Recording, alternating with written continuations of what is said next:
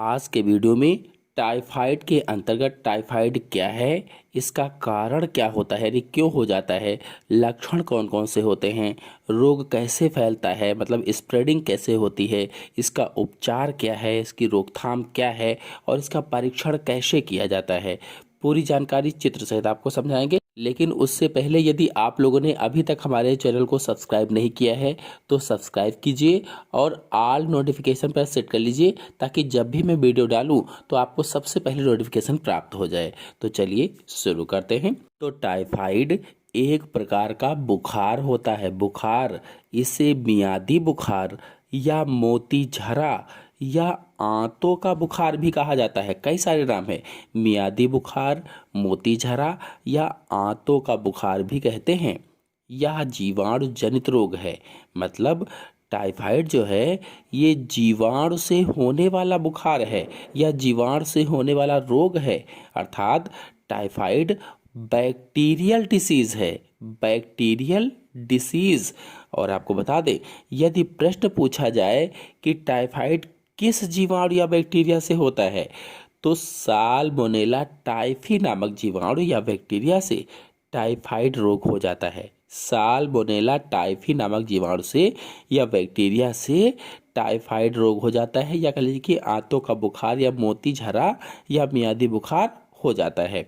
यह जीवाणु आंतों में संक्रमण करता है, मतलब यह जीवाणु आंत में पहुंचकर आंतों की दीवार को क्षतिग्रस्त कर देता है। तभी तो इस बुखार को आंतों का बुखार कहा जाता है। और अगर इसके लक्षणों की बात करें, सिम्टम्स की बात करें, तो यह जीवाणु आंत की दीवार को क्षतिग्रस्त करता है, जिससे लगातार बुखार रहने लगता है, नब्ज भी धीमी हो जाती है, शरीर पर गुलाबी रंग के चकत्ते से उभर आते हैं, गुलाबी गुलाबी से चकत्ते बन जाते हैं और रोगी को मूर्छा भी रहती है। और यह 2 से 3 सप्ताह तक रहता है, 2 से 3 सप्ताह तक। लेकिन अस्थिमज्जा, प्लीहा, पित्ताशय आदि के संक्रमित होने पर इसके दोबारा होने की संभावना रहती है। कुल मिलाकर कहें तो इस रोग के पहले सप्ताह में बुखार और सिरदर्द होता है। जो पहला सप्ताह होगा उसमें बुखार और सिरदर्द होता है। दूसरे सप्ताह में जीवाणु अनेक ऊतकों में प्रवेश कर जाता है, जो हमारे शरीर के ऊतक होते हैं उनमें घुस जाता है। और फिर यह पित्ताशय आंतरी श्लेष्मा यानी आंत्र का जो म्यूकस होता है उसको विशेष रूप से प्रभावित कर देता है। और कुछ दिनों में जो उदर है वह धड़ भाग पे भी लाल चकत्ते दिखाई देने लगते हैं। अब यदि देखा जाए कि रोग कैसे फैलता है, स्प्रेड ऑफ डिसीज कैसे होती है, तो रोगी के मल मूत्र के साथ इस रोग के जीवाणु शरीर से बाहर निकलते हैं। मतलब कोई रोगी है पहले से तो उसके मल के साथ, मूत्र के साथ ये जो साल्मोनेला टाइफी जीवाणु है ये बाहर निकलता है, जो मक्खियों द्वारा पीने के पानी तथा खाने की वस्तु में पहुंच जाते हैं।